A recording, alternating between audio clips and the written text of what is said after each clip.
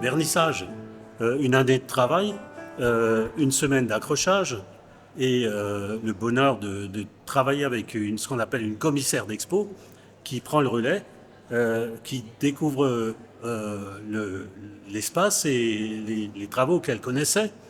Mais n'empêche que je fais une métaphore avec chef d'orchestre.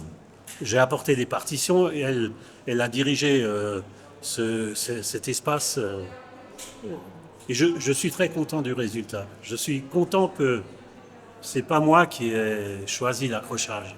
Énormément de travail, ça se prépare normalement un an à l'avance au minimum. Là, Christophe avait été prévenu en 2023, donc il a commencé à travailler. Et c'est les 6 derniers mois qu'on a vraiment travaillé d'arrache-pied pour réaliser cette exposition. Alors bien sûr, avec des temps très très forts, le dernier mois parce qu'il a fallu finaliser le catalogue, il y a le montage, il y a toute l'organisation. On ne se rend pas compte quand on visite une exposition tout ce qu'il y a derrière. Voilà, c'est des heures et des heures de travail. Il a trouvé que autant Outé ou moi-même nous étions très durs, mais il a dit très très juste et on l'a vraiment. Il y a des moments où il voulait exposer.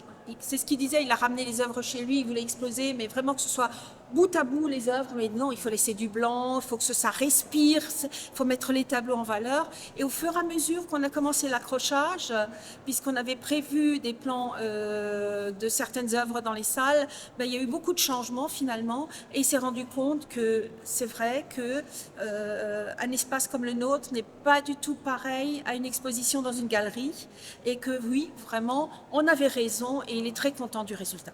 La commissaire d'expo m'a souvent tapé sur les doigts et elle a toujours bien fait. Elle a dit on laisse ce tableau sur 8 mètres de large. Et moi qui avais tendance à vouloir montrer beaucoup de choses, des choses auxquelles je crois, mais des fois voilà, concentrer. On redécouvre son travail. J'ai le droit de dire que on oublie qui on est et je deviens consommateur de mon propre travail, c'est-à-dire j'observe. Et c'est vrai qu'il m'arrive d'être content et je crois que légitimement on peut parfois être content de son travail parce que par définition on a intérêt à être sévère avec soi-même, c'est connu. Il y a beaucoup de pertes et là ces tableaux chantent parce que, parce que l'espace est exceptionnel. Ouais. On a la chance extraordinaire d'avoir un artiste avec un tel talent ici. Alors, il n'est pas ludovicien, je le regrette, mais voilà, il habite à proximité et il est dans le canton de Saint-Louis. Alors, c'est vrai que c'est un acteur, c'est un culturel, un artiste que nous connaissons bien, hein, qui œuvre, je dirais, depuis 20-30 ans ici. Oui, Hein. 30 ans. C'est vrai que tout le monde connaît le nom de Christophe Oller. Alors c'est vrai qu'à Saint-Louis, il a eu l'occasion d'exposer ses œuvres déjà. Et sa dernière œuvre gigantesque était le Semeur, donc au lendemain de la déclaration de la guerre en Ukraine. Et c'est vrai que j'ai eu du mal, j'avoue, à me séparer ensuite de cette œuvre, parce qu'elle habitait tellement bien, je dirais, cette entrée de la Je mairie. te rassure, elle est exposée Elle est ici. exposée, je ne l'ai pas encore vue, mais je vais la voir. On a exprès repeint ce qu'on utilise normalement en tant qu'atelier pour quand on a des scolaires qui viennent. On a repeint et elles sont exposées là-bas avec un banc en face où on peut s'asseoir, Oui. regarder, admirer l'œuvre. Donc elle a vraiment été mise en valeur aussi.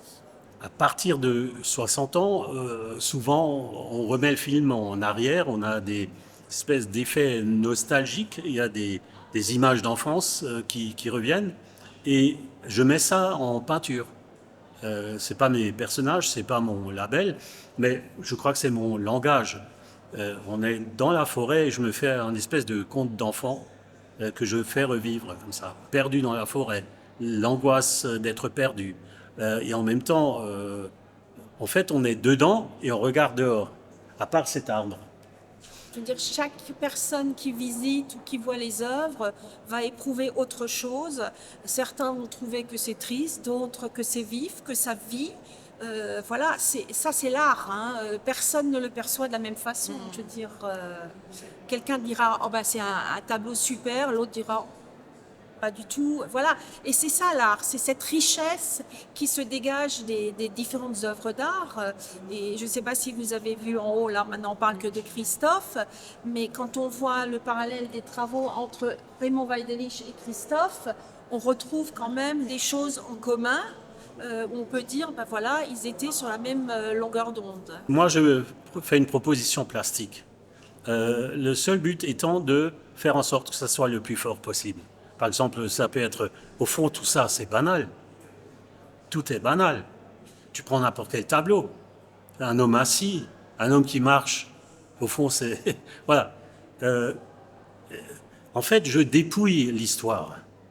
Mais je réinvente l'histoire, et c'est ça qui est magique en peinture, c'est qu'une peinture, un élément fixe, peut faire parler celui qui regarde le tableau. On s'est dit, juste exposer Christophe Oller seul, il faut qu'il soit deux.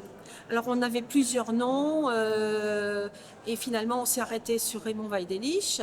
Et comme je le disais tout à l'heure, j'ai eu la chance de parler avec lui, il m'a donné son accord.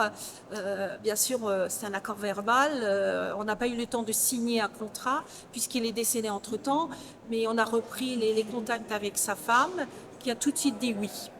Donc c'est vrai que, étant donné que la commissaire d'exposition connaissait très bien Raymond Weidelich, elle a fait la connaissance de Christophe, elle a visité son atelier en même temps que moi, on était ensemble, elle s'est fait une idée et c'est de là qu'est mûrie toute cette histoire qu'elle a mis en scène pour cette exposition. C'était fermé pendant près de 18 mois. 2 ans, 18 mois. Et c'est vrai qu'on avait la crainte ne plus revoir le public qui avait l'habitude de venir. Et avec une signature aussi intéressante, on était sûr qu'on allait retrouver effectivement tous ceux qui aiment bien visiter de part et d'autre du Rhin et de cet espace-là du Sud-Alsace. Et on retrouve quelques personnes effectivement qu'on avait l'habitude de voir. C'est vrai qu'il y a quelques irréductibles. Oui. Et ça fait plaisir de les retrouver ce soir. Moi, j'ai découvert en fait qu'ils faisaient des arbres. Moi, j'étais épatée. Voilà, donc je me suis tout de suite projetée dans cette forêt là. Il me disait tout à l'heure qu'il adorait cet espace. Pour lui, ça lui faisait penser à une chapelle. Oui. Voilà, donc il se sentait bien et puis tout de suite, il a vu cet espace là pour ses arbres. Donc pour moi, c'est la découverte de ce soir. Je pense qu'on a tous accès à ce statut. Il y a une façon de réveiller cet état d'être. Il y en a simplement qui passent à l'acte, j'en fais partie. Bon. Alors, il ne faut pas oublier qu'on est tous des dessinateurs potentiels, puisque avant d'écrire, en maternelle, on nous faisait dessiner.